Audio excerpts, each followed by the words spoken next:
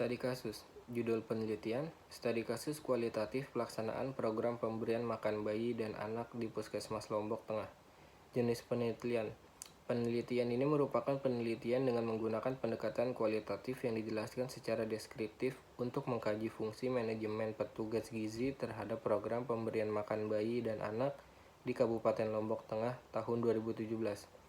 Masalah penelitian. Masalah gizi yang buruk dipengaruhi oleh faktor konsumsi pengadaan penyakit infeksi. Dalam melaksanakan upaya perbaikan gizi, tenaga gizi sebagai penanggung jawab utama berfungsi membantu kepala puskesmas mengelola program gizi puskesmas dalam menjalankan fungsi-fungsi manajemen, yaitu perencanaan, pengorganisasian, koordinasi, pengawasan, dan evaluasi. Standar emas PMBA direkomendasikan karena dapat menurunkan angka kematian anak dan meningkatkan kualitas hidup ibu sesuai dengan Millennium Development yang keempat dan kelima. Metode pengumpulan data. Penelitian ini menggunakan rancangan kualitatif yang dijelaskan secara deskriptif dengan pendekatan studi kasus. Informan dalam penelitian ini adalah 5 orang petugas gizi dari 5 puskesmas Kabupaten Lombok. Pengambilan data dilakukan menggunakan wawancara mendalam. Teknik pengumpulan data, analisis yang menggunakan fenomena dengan menggunakan analisis tema dan analisis dengan cara pengumpulan data, editing, dan secara tematik di data dikumpulkan dari hasil observasi. Selanjutnya diklarifikasi secara tematik berdasarkan sumber data yang dipergunakan dan disajikan dalam bentuk narasi. Dalam mengaji keabsahan data, peneliti menggunakan teknik triangulasi teknik, yaitu hasil yang diperoleh berdasarkan in-depth interview pada informan kemudian dibandingkan dengan hasil observasi lapangan. Hasil penelitian pada kasus ini adalah puskesmas telah melaksanakan program PMBA yang mengatasi masalah gizi balita. Fungsi manajemen petugas gizi terhadap program pemberian makan bayi dan anak adalah membuat pelatihan konseling bagi kader dan membuat kelas ibu hamil, kelas gizi bagi balita, keterbatasan kualitas, keterampilan, konseling, dan kuantitas atau jumlah SDM sebagai petugas gizi dan kader dan sarana. Fenomenologi. Judul, penyalahgunaan seksual dengan korban anak-anak.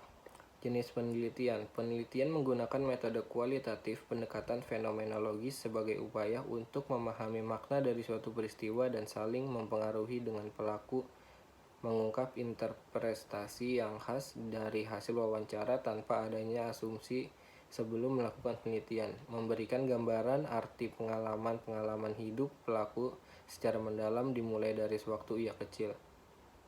Masalah penelitian, penyalahgunaan seksual dengan korban anak-anak tidak terbatas hanya pada pengembangan hingga pembayangan hingga masturbasi yang berbahaya apabila seseorang mulai mencari anak-anak untuk dijadikan objek pembuas fantasinya. Tujuan dilakukannya penelitian ini adalah untuk memahami episode kehidupan pelaku penyalahgunaan seksual terhadap anak, mengetahui pengalaman masa lalu dari pelaku, dan lingkup pergaulan sebelum berada di lapas sebagai faktor mempengaruhi terjadinya penyalahgunaan seksual terhadap anak.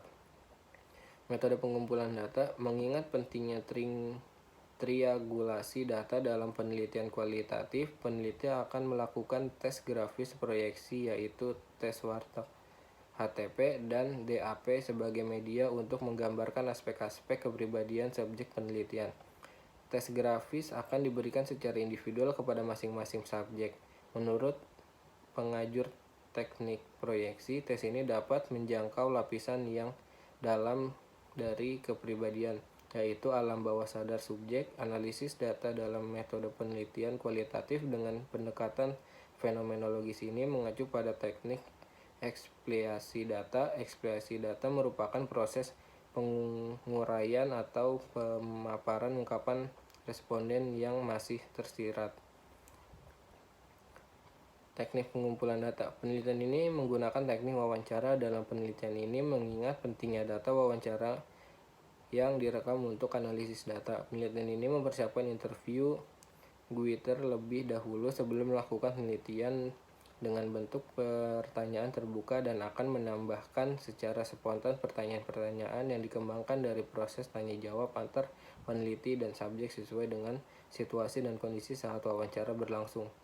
Saat melakukan proses wawancara, peneliti menggunakan materi audio berupa alat perekam suara. Alat ini digunakan untuk membantu peneliti dalam menangkap setiap pembicara yang dilakukan berupa kata per kata yang diungkapkan subjek, sehingga tidak menghilangkan makna apapun yang diperoleh dan ucapan subjek dan perkataan spontan maupun ekspresi emosional yang timbul saat wawancara berlangsung. Hasil penelitian ini menunjukkan bahwa kehidupan masa kecil hingga dewasa ketiga subjek berpengaruh terhadap perbuatan mereka pada korban-korbannya. Subjek pertama yang kehilangan sosok ayah kemudian sering dihina oleh tetangga membuat dirinya selalu berusaha mencari pelarian dalam menyelesaikan masalah karena ketidakmampuan dirinya menghadapi permasalahan, termasuk permasalahan dalam rumah tangga yang membuatnya berkenalan hingga menyetubuhi korban yang berusia 15 tahun sebagai pelampiasan. Subjek kedua adalah dengan teman-temannya yang sering membicarakan tentang pornografi dan pengalaman seksual pranikah hingga membuatnya kesulitan menahan dorongan yang timbul, sehingga saat ini ia merantau ke Semarang dengan kondisi tempat tinggal yang bebas, membuatnya leluasa melakukan perbuatannya terhadap korban yang masih berusia 14 tahun. Subjek ketiga mengalami perceraian antara orang tuanya dan ia memasukkan ke dalam panti asuhan. Kemudian ia dirawat oleh pamannya. Ia juga sering bergaul dengan teman-temannya untuk minum-minum dan akibatnya minum-minum itu akhirnya ia terkena karena telah menyetubuhi korban yang berusia 15 tahun bergantian dengan temannya. Etnografi. Judul penelitian: Peran keluarga dalam pendidikan anak pada masa pandemi COVID-19. Jenis penelitian. Penelitian ini merupakan penelitian kualitatif etnografi. Penelitian kualitatif merupakan penelitian yang digunakan untuk menyelidiki, menemukan, menggambarkan, dan menjelaskan kualitas atau keistimewaan dari pengaruh sosial yang tidak dijelaskan, diukur, atau digambar melalui pendekatan kuantitatif. Sebagaimana dikemukakan oleh Suryono tersebut, penelitian ini hendak menganalisis keistimewaan dari pengaruh sosial tertentu, dalam hal ini keluarga, kepada pembentukan anak melalui proses pendidikan. Selanjutnya, karena analisis perlu dilakukan secara mendalam, maka penelitian ini akan menggunakan pendekatan kuantitatif. Masalah penelitian. Terjadinya pandemi virus COVID-19 menyebabkan peran keluarga dalam pendidikan anak menjadi semakin strategis. Hingga saat ini, belum banyak peneliti yang mengkaji peran keluarga dalam pendidikan anak. Penelitian ini ditunjukkan untuk menganalisis secara mendalam mengenai peran keluarga dalam pendidikan anak. Penelitian ini merupakan penelitian kualitatif etnografi. Data dikumpulkan dengan menggunakan teknik wawancara dalam dan observasi partisipasi. Metode pengumpulan data. Data dikumpulkan pada masa pandemi COVID-19, yaitu pada bulan April hingga Mei 2020. Pengumpulan data dilakukan dengan memperhatikan protokol kesehatan yang berlaku, tanpa mengurangi keimanan proses pengumpulan data sehingga data terkumpul tetap dapat pertanggungjawabkan keilmiahannya. Data yang terkumpul kemudian divalidasi dengan teknik triangulasi. Triangulasi yang dilakukan dalam penelitian ini meliputi triangulasi teknik dan triangulasi sumber.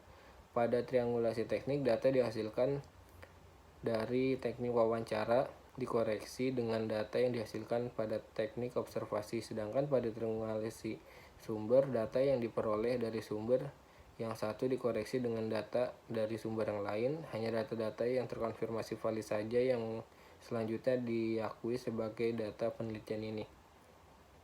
Teknik pengumpulan data. Data yang dikumpulkan berbentuk kualitatif. Data dikumpulkan dengan teknik wawancara mendalam dan observasi partisipasi kepada sumber-sumber data. Data dikumpulkan dengan instrumen pedoman wawancara dan pedoman observasi yang bersifat terbuka dan dapat dikembangkan sesuai dengan jawaban dan informan penelitian. Data berasal dari sumber primer, yaitu orang tua dan anak yang merupakan suatu pengamat dan peneliti. Sumber data ini dipilih secara purposif pada mulanya dan berkembang sesuai dengan pola snowball sampling.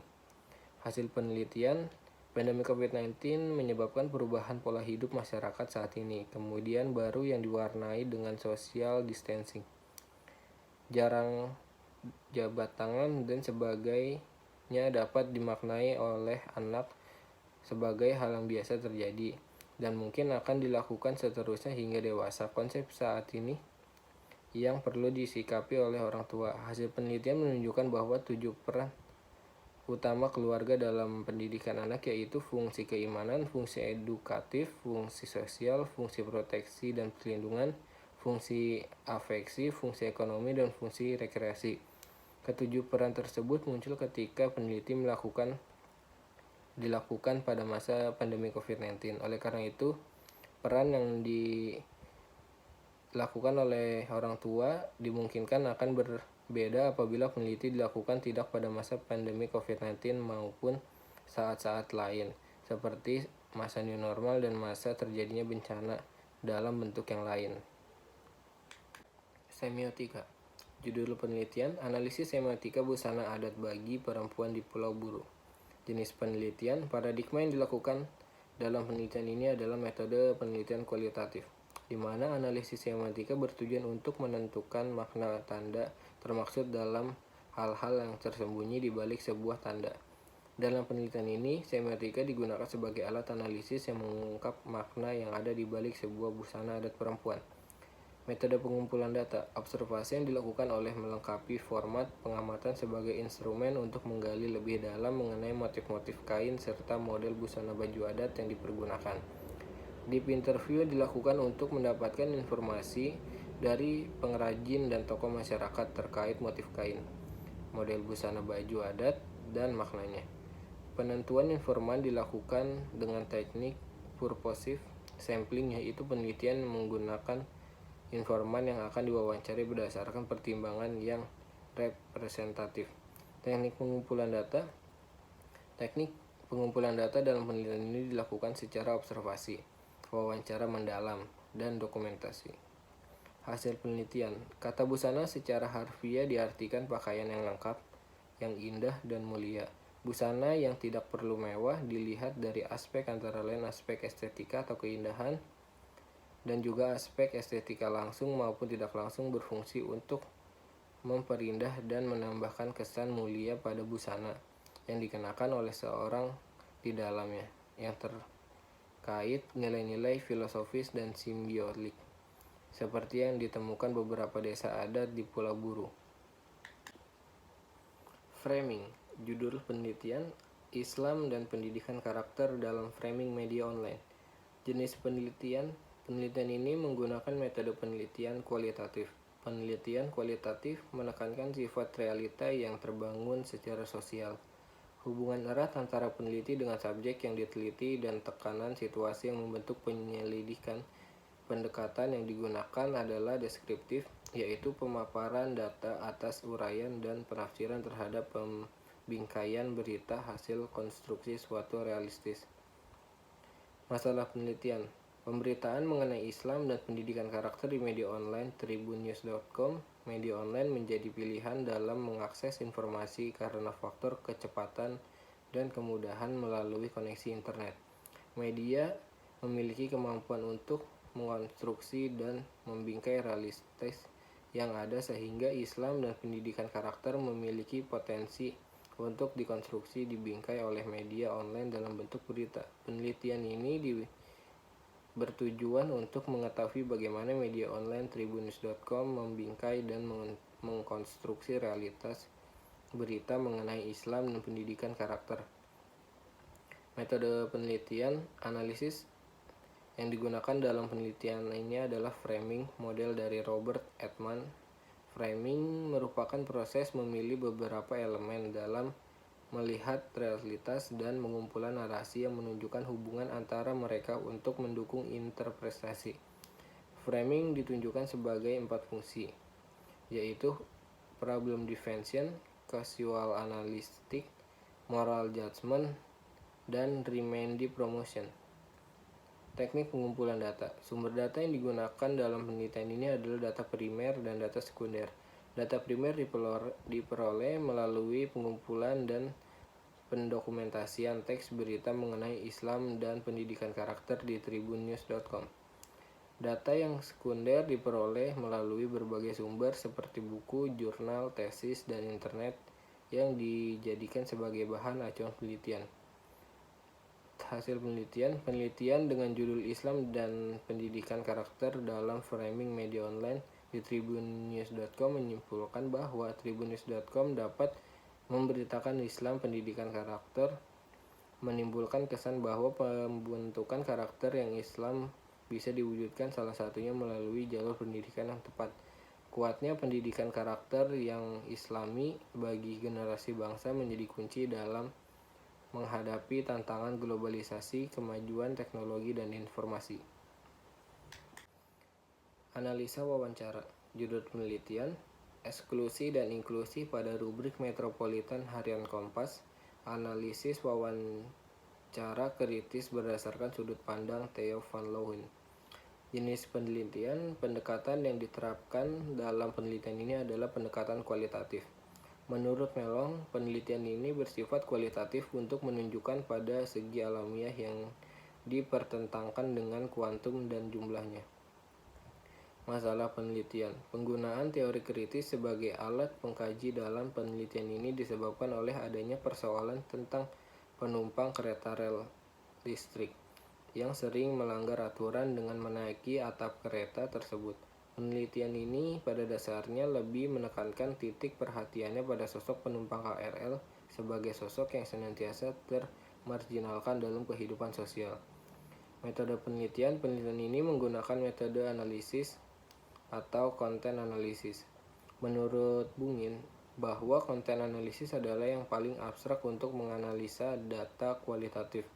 Metode analisis ini digunakan untuk menganalisis wacana berita yang representasinya 57 penumpang KRL di dalamnya. Penentuan metode analisis ini didasarkan pada sifat sumber data yang hermeneus, fenomenologis, dan sifat ideologis data.